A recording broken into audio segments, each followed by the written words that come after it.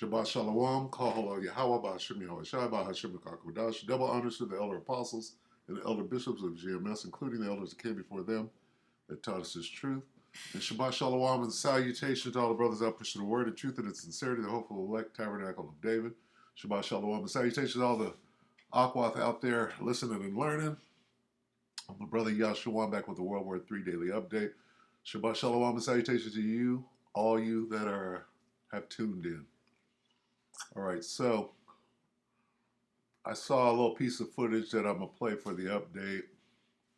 Just a little action, if you will.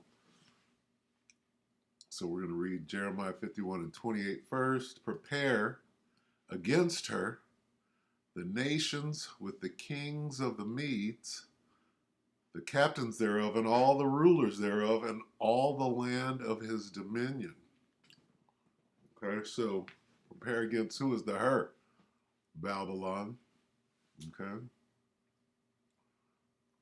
And who are the nations with the kings of the Medes? All of them. That would be the old USSR, the Soviet Union, including the Ukrainians. Because at one point, everybody is going to turn their back and double-cross Babylon. All right? And what are they doing right now? They're preparing. Prepare against her, the nation. How are they preparing? Prepare the nations for what? For battle. How? By fighting. These pre-wars, right? This ain't World War III just yet when everybody's fighting. Right now, it's just getting started. All right, so let's watch a little bit of that. All right. This is War Leaks, military blog 6 hours ago. In this Ukrainian war update, we take a look at a number of videos and events, including the establishment of Ukrainian Kherson Brigade, bridgehead Salak, Russian sniper GoPro footage, the capturing of Ukrainian, NATO, and Russian vehicles, and more. So let's check it out. Ukrainian war update, Kherson bridgehead, sniper GoPro, stealing UA and RU vehicle, plus more. Just a little real-time footage, so that's what war looks like. Hello everybody and welcome to another Ukraine war update. I missed a lot of videos worth noting that were released during the last few days, so today we will take a look at them. The first video was filmed by a drone and shows a Russian tank driving right into a block of anti-tank mines that were laid in the middle of a road. Although the mines were clearly visible from the drone, it seems the tank crew did not manage to spot them. It's important to note that visibility from inside a tank is generally poor unless you open the hatch and stick your head out. However, this is quite dangerous, especially in situations where contact with the enemy is expected. The crew appears to have managed to leave the scene. The tank looks like to have been a T-62, so it was an older variant of Russia's T-series of tanks. I am not quite sure about the location here, but it is reported that this was filmed in the Donetsk Oblast. There are quite a few videos out there showing similar incidents, and to be honest, mines are one of the biggest problems tanks have to face on the battlefield. I do not mean to defend the Russians here, but things like this happen in war, especially with conscripts. Speaking of mines, there was also another drone video that recently got released showing a Russian vehicle driving over a mine as well. This time it is reported that the Russians drove over their own mine near the famous Antonivsky Bridge near Kherson. Here the soldiers inside also left the vehicle directly afterwards. There have been reports of Ukrainian forces crossing the river in the area to establish a bridgehead. It is said that the area currently is only poorly defended by Russian forces who relocated a lot of their troops to other parts of the front line because of Ukraine's recent constant breakthrough attempts in other areas. A higher quality video from the same location, most likely filmed before, shows a Russian BTR firing towards Ukrainian positions while on its way to evacuate Russian troops. In this video, the tracers of the BTR's cannon are very well visible and give the scene a laser-like touch. In general, there are 3 to 5 rounds between each tracer, so the amount of fire sent out is quite high. That indicates that they were under tense pressure by the Ukrainians, who tried to gain a foothold on the Russian-held side of the river. It is also reported that the Russian left this particular location shortly after. The deep state map also shows the area not under direct Russian control. However, it also does not show the Russian side of the river under Ukrainian control, what could mean that while it can be possible that the Russians left the vicinity of the bridge, the banks on the Russian side are still contested interested at this point. I included a lot of footage from both sides this time. Also, this is a mix of longer and shorter clips, so make sure to watch the whole video. Even if you already saw some scenes from here, there might be a clip you missed. As promised, I try to make more longer Ukraine war update videos, but I need your feedback for this. Make sure to leave a comment and like. This shows me you are interested in seeing more of this format. Also, it helps the videos gaining more impressions, what then raises more attention on the realities of this conflict for the public. These videos take a little longer to make since I cannot just upload the clips without any added information or just 2 sentences added like other channels are allowed to.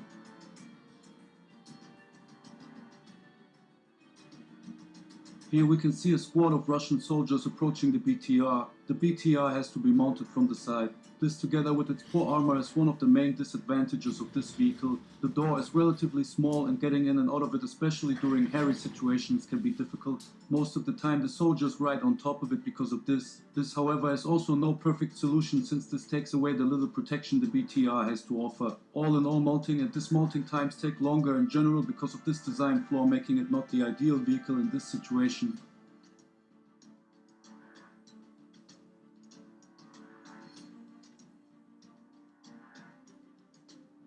The Ukrainians also responded with heavy fire, and tracers flying towards the Russian direction could be seen as well. Seems like the fire was sent at the Russians from the Ukrainian-held bank of the river.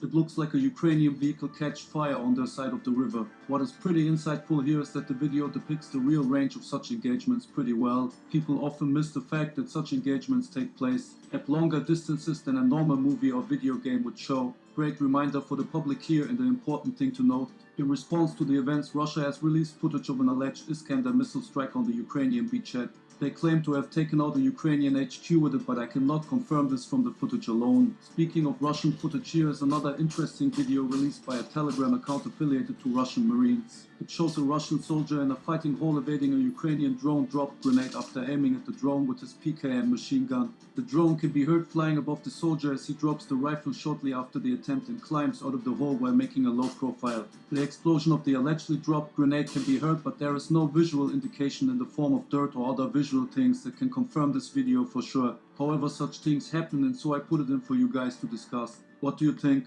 Does it make sense to put time and effort to stage such a situation? I do not think so, to be honest, but I am eager to hear your take on this, because people always complain I would only report one-sidedly. I included a fair share of Russian released footage this time. This video shows a Russian marksman firefight recorded on a helmet cam. According to the Russian Ministry of Defense, the soldiers you see in this video are part of a special forces group of the Central Military District. The Russian Ministry of Defense states that these marksmen are used in pairs to suppress enemy firing spots and machine gun positions. There are a few helmet cam videos showing soldiers using marksman rifles, but in general the videos are more slowly paced for obvious reasons. I do not know where exactly this took place. The area and nature of the engagement looks like Kremina, but I cannot confirm this right now. In the end, there are a lot of wooded areas in Ukraine, so this being in Kremina is only speculation on my part. The original video showed hits recorded on thermal view, but I had to cut it out. I hope you understand this. I try to keep this channel as human as possible while giving you an as accurate overview of the situation as I can. If you appreciate this, let me know through a like. No comment on this. Someone else has to explain this thing.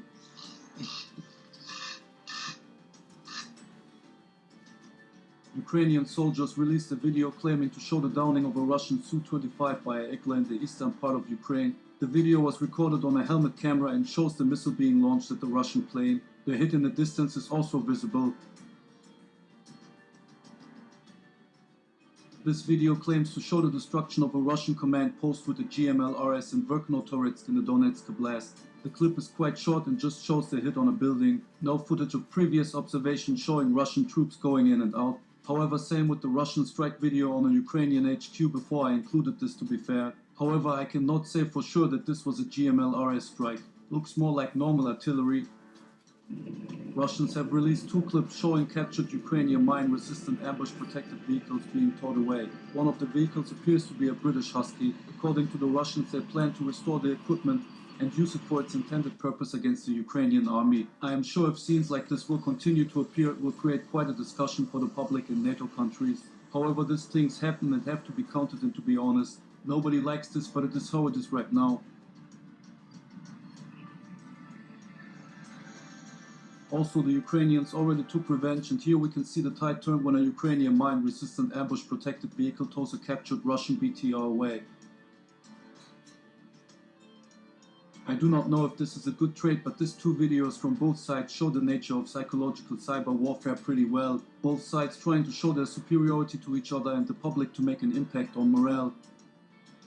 Speaking of the BTR, here we see a pair of Ukrainian BTR vehicles in action filmed from a camera strapped to the turret of one of the vehicles. I believe this BTR is a BTR-80 variant. The vehicles are seen driving in a mix of urban and flat terrain while engaging Russian positions. There is no long history of first-person turret cam footage from this vehicle, so seeing them fire and maneuver here is quite interesting. The BTR-80 is an armored personnel carrier that has gained recognition for its reliability and effectiveness in various military operations. Developed in the late 1970s, this versatile vehicle has seen widespread service across different conflicts. Designed with 6-wheel drive and a powerful engine, the BTR-80 offers excellent mobility on both urban and off-road terrains. Its armored hull provides protection against small arms fire and shell fragments, ensuring the safety of its occupants, at least a little bit. Equipped with a 14.5mm heavy machine gun and a coaxial 7.62mm machine gun, the BTR-80 possesses firepower capabilities that enable it to engage enemy forces and provide cover for friendly troops. This armament allows for suppression and defensive measures during offensive operations. The BTR-80 can accommodate up to 10 fully equipped soldiers, facilitating rapid troop deployment and battlefield resupply.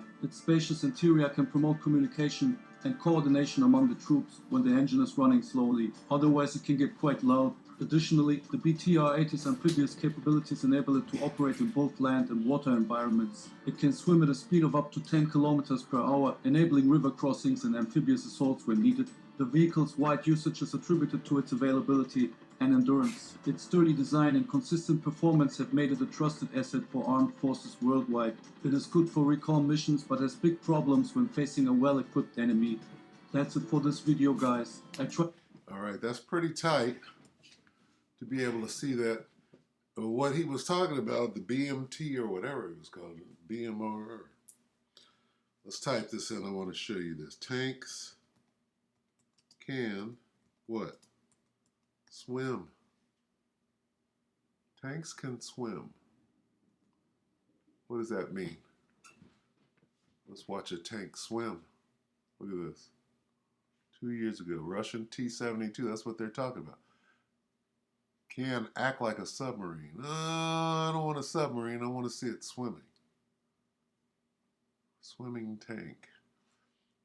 Because you think that the tank would immediately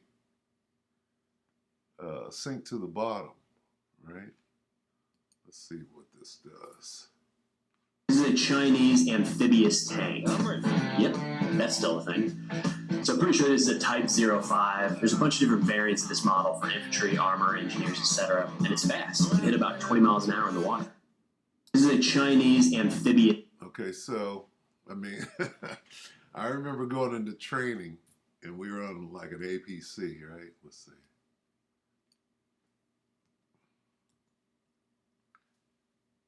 Right? We were in it and he goes, just drive. Drive into that thing. Drive into the water. We drove into the water. What to tell you?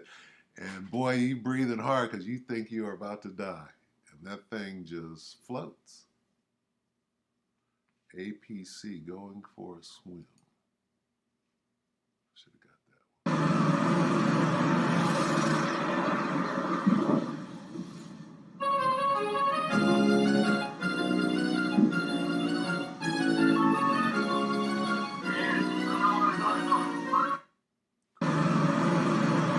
Crazy. Yes.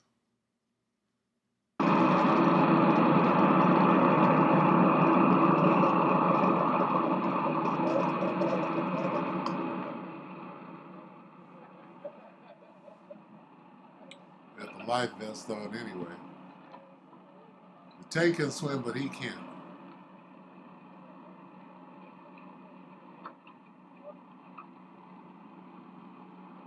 You know how heavy that thing is?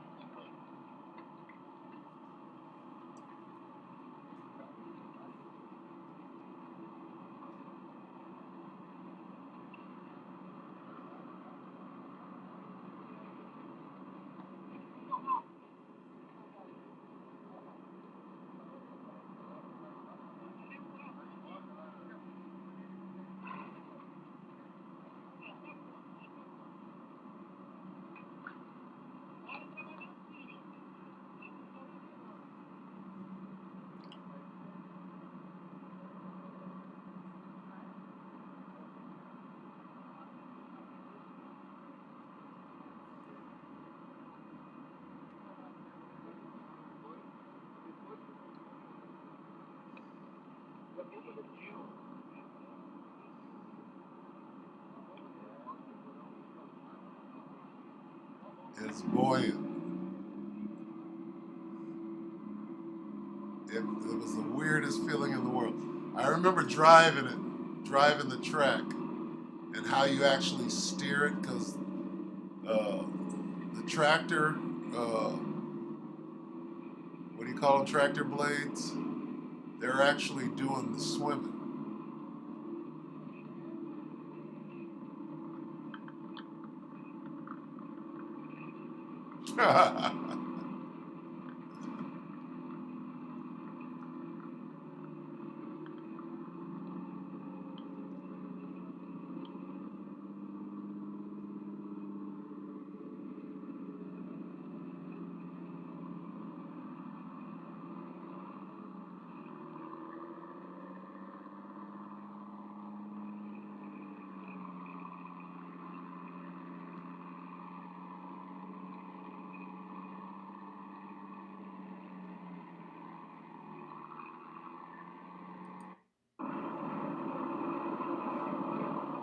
And there you have it. So anyway, just a little footage of what's going on. Let's get, we'll go ahead and close it with the closer. Here's the closer, Revelation 11 and 14. The second woe has passed. Behold, the third woe is coming shortly. Woe meaning World War. World War II, World War III. All right, so with that, we hope that the elect were edified. You brothers and sisters, with that, we're going to say Shabbat Shalom.